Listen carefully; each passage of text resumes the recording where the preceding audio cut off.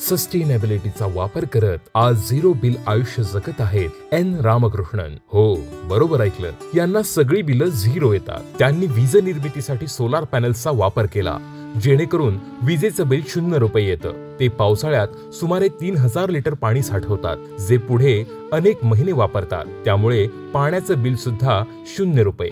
विविध भाज्या ते इथे उगवतात.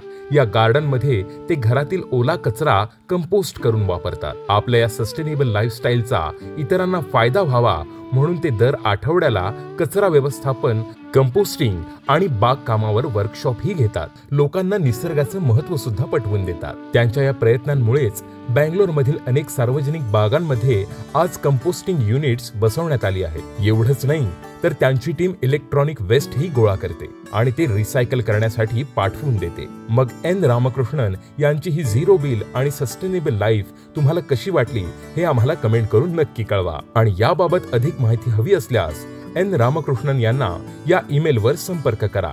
आणि अशाच इंटरेस्टिंग व्हिडिओसाठी नक्की फॉलो करा द बेटर इंडिया मराठीला.